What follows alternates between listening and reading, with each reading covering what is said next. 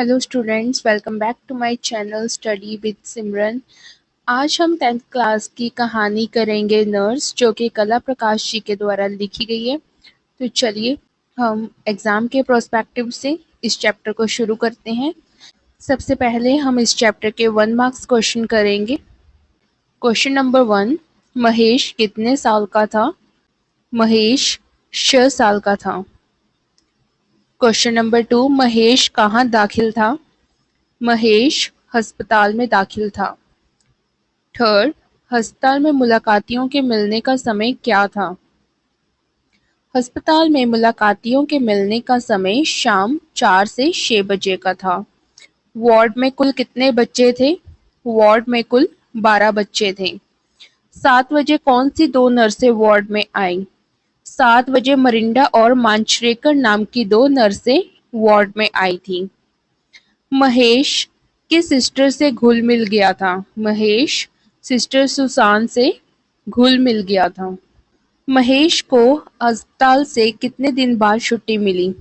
महेश को 13 दिन बाद अस्पताल से छुट्टी मिली। तो ये थे हमारे 1 मार्क्स क्वेश्चन। अब हम इस चैप्टर के 3 या 4 पंक्तियों वाले क्वेश्चन आंसर्स को देखेंगे। क्वेश्चन नंबर 1, सरस्वती की परेशानी का क्या कारण था? सरस्वती का बेटा अस्पताल में दाखिल था। उसका ऑपरेशन हुआ था। सरस्वती उससे मिलने अस्पताल आई थी तो वह उससे लिपट कर रोने लगा। वह उसे वहां से जाने नहीं दे रहा था और उसकी कोई बात नहीं सुन रहा था। बेटे का इस प्रकार रोना सरस्वती की परेशानी का कारण था। क्वेश्चन नंबर 2, सरस्वती ने 9 नंबर वाले बच्चे से क्या मदद मांगी? सरस्वती को 9 नंबर बेड वाला बच्चा ज्यादा समझदार लग रहा था। वह 10 वर्ष का होगा। सरस्वती ने उसे पास बुलाकर कहा कि वह उसके बेटे महेश को बातों में लगाए और उसे कोई कहानी आज सुनाए ताकि वह वहां से बाहर जा सके। लड़के ने सरस्वती की बात मान ली और उसकी मदद को तैयार हो गया। वह महेश के पास जाकर बात करने लगा और इसी बीच सरस्वती वहां से बाहर आ गई। क्वेश्चन नंबर 3, सिस्टर सुसान ने महेश को अपने बेटे के बारे में क्या बताया? जब सिस्टर सुसान ने महेश को रोते देखा तो उसने महेश को बताया कि उसका बेटा भी उसी की भांति रोता है। वह बहुत शैतान है। उसका नाम भी महेश है। वह अभी 3 महीने का है, बिल्कुल छोटा सा है। उसने महेश को यह भी बताया कि आया जब उससे खेलती या गाना गाती है तो वह खुशी से हाथ पैर नीचे करने लगता है जैसे नाच रहा हो। महेश को पूछने पर वह उससे बताती है कि उसके बेटे को अभी बोलना नहीं आता, इसलिए वह अभी अगू अगू गू गू बोलता है। क्वेश्चन नंबर 4, दूसरे दिन महेश ने माँ को घर जाने की इजाजत खुशी खुशी कैसे दे दी? महेश ने अपनी माँ को घर जाने की इजाजत खुशी खुशी दे दी थी क्योंकि सिस्टर सुसान के छोटे से बेटे की बात सुनकर उसे अपनी माँ के बारे में सोचा था। उसे अपनी छोटी बहन मोना के रोने की चिंता थी, जिसे मम्मी पास वाले राजू के घर छोड़ आई थी। वह नहीं चाहता था कि उसके रोने से माँ को किसी प्रकार की परेशानी हो।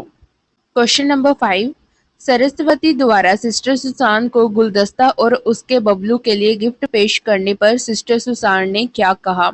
सरस्वती द्वारा सिस्टर सुसान को गुलदस्ता और उसके बबलू के लिए गिफ्ट देने पर सिस्टर सुसान ने रंग बिरंगे फूलों वाला गुलदस्ता तो ले लिया, पर अपने बबलू के लिए गिफ्ट नहीं लिया।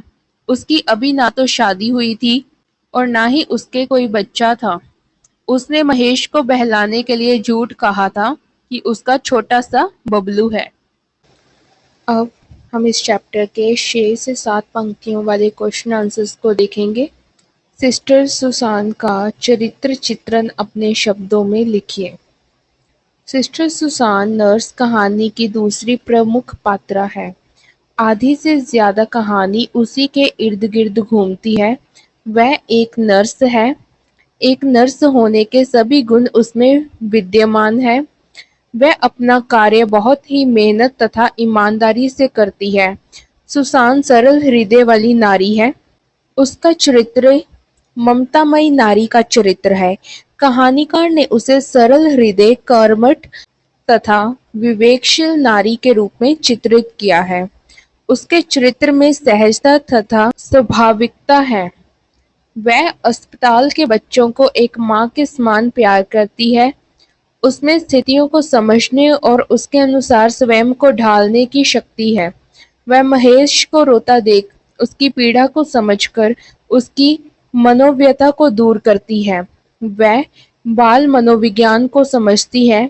अंततः सुसान सही अर्थों में एक ममतामयी, सेवाभाव से युक्त तथा ममत्व से परिपूर्ण नारी है। वह ईमानदार है। यदि ऐसा ना होता तो महेश की माँ से उपहार भी ले सकती थी, लेकिन उसने ऐसा नहीं किया।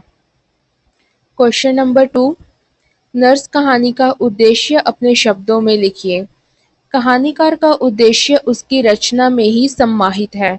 उसने एक नर्स के सेवाभाव और ममत्व का गुणगान करते हुए उसकी विशेषताओं पर प्रकाश डाला है कि किस प्रकार नर्स सुसान बच्चों को चिकित्सा के अतिरिक्त अपनी ममता, स्नेह, दुलार, सौहार्द तथा भावों से भरी बातचीत से कैसे बच्चों का दिल जीत लेती है, उनका इलाज करती है।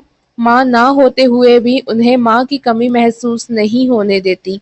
कहानीकार ने एक बच्चे के मनोभावों तथा माँ के हृदय की पीड़ा को बड़े ही सशक्त शब्दों में प्रस्तुत किया है। इसके साथ ही हमारे इस चैप्टर के क्वेश्चन आंसर्स खत्म होते हैं। अब हम इस चैप्टर का भाषा बोध करेंगे। निम्नलिखित पंजाबी गद्यांशों का हिंदी में अनुवाद कीजिए।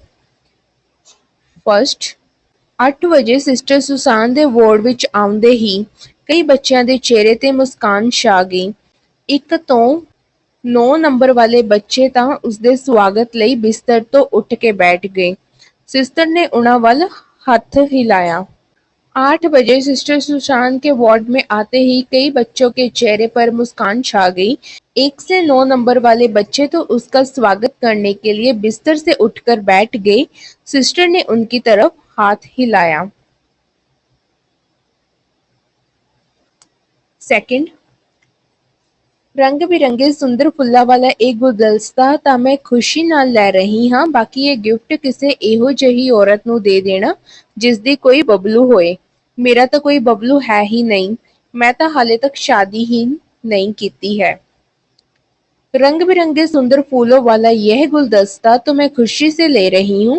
शेष ये गिफ्ट किसी ऐसी औरत को देना जिसका कोई बबलू हो। मेरा तो कोई बबलू है ही नहीं। मैंने तो अभी तक शादी ही नहीं की है। बच्चों, इसके साथ ही हमारा ये पूरा चैप्टर कंप्लीट होता है। उम्मीद करती हूँ आपको ये चैप्टर अच्छे से समझ आया होगा। मिलते हैं नेक्स्ट चैप्टर में। Thanks for watching.